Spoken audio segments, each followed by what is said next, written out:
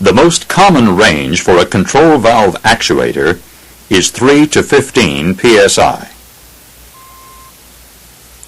In some applications, such as two valves that cover a wide range of flow, it is necessary for one 3 to 15 psi signal to operate both valves. Valve A should be fully open before valve B opens. This is called split range operation. It is commonly done with positioners. A 3 to 9 psi input to valve A positioner yields a 3 to 15 psi output. A 9 to 15 psi input to valve B positioner yields a 3 to 15 psi output. Manipulation of the zero and span adjustments, and in some cases changing the range spring or cam, will allow most positioners to be set for split range operation. When the positioners are set properly, both valve A and valve B will be closed at 3 psi input. With an input of 9 psi, valve A is fully open and valve B is closed. With an input of 15 psi, both valves are fully open. Another type of positioner operation is to have one valve closing while the other is opening. For this operation, one positioner is reverse acting. A 3 to 15 psi input signal gives a 15 to 3 psi output.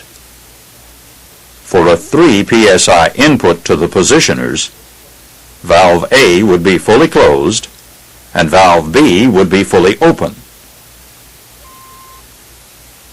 When a signal of 15 psi is present, valve A is open and valve B is closed.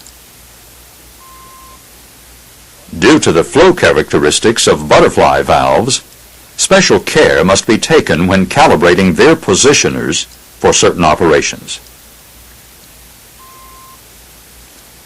In this particular service, two butterfly valves serve as a three-way valve that routes the flow or part of the flow either through or around a heat exchanger. The total flow must remain unchanged. If the flow into the system is 10,000 or 100,000 barrels per day, the operation of the butterfly valves must not restrict the amount of flow.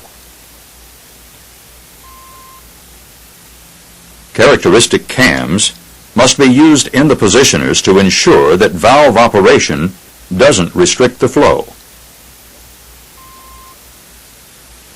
A positioner such as the Fisher 3580 must be used, since it has characteristic cams.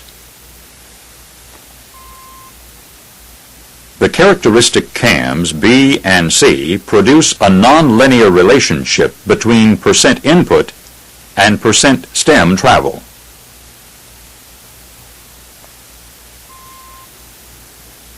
Split range positioners and positioners for special services, like the ones just described, do not have bypasses. If the input was 3 to 15 psi and the output was 9 to 15 psi, it is obvious that bypassing the positioner could result in a process upset. Now work exercise 4 in your workbook.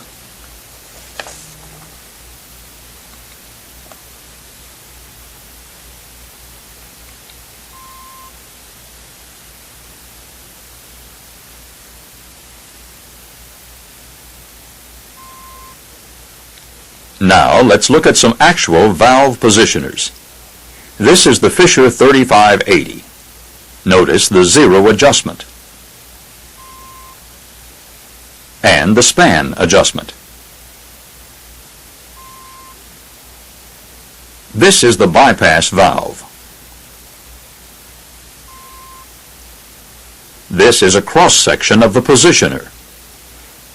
There is an input signal restrictor to dampen the input signal. Notice the range spring. The Fisher 3580 range springs are color-coded.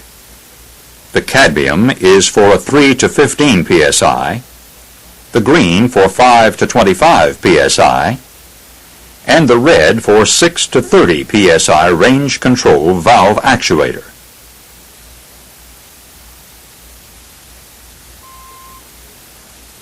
The Fisher 3580 can be split-ranged with no extra parts required. It can also be changed from direct to indirect with no extra parts required. This is a Mason-Elin Model 7400 valve positioner. It is a force balance device. The zero adjustment is made with the turnbuckle. The span adjustment is made by turning the pinion.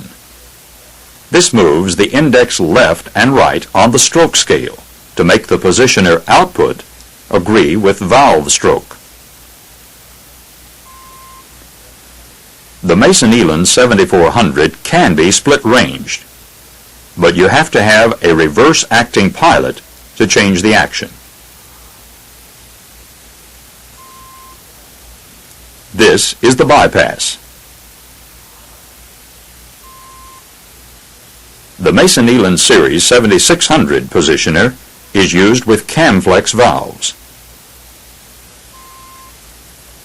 There is only one adjustment for the Series 7600 positioner, and that is the zero or turnbuckle adjustment. The 7600 positioner operating principle is nearly the same as the 4600 positioner, which will be described in segment 3. The relative position of the feedback parts, the cam and lever, depends on the following: the actuator action, if it's air to open or air to close; the size of the actuator, the positioner mounts differently on different size actuators; and the action of the positioner, if it is direct or reverse acting. When changing the action of the positioner, the cam will be switched from hole A to hole B, or vice versa. It will also be necessary to change the position of the bearing lever. In every case, the pivot points of the cam and lever should be on opposite sides of the housing.